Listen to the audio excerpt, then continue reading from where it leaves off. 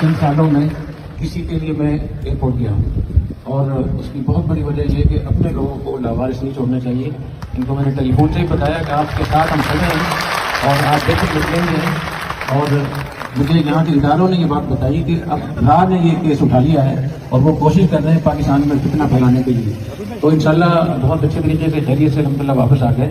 اور میں درخواست کروں گا مولانا طارق مسعود صاحب سے کہ اپنی موجودگی کا تھوڑا سا پتہ بتا دیں اور باقی اس موضوع پر بات نہ کریں.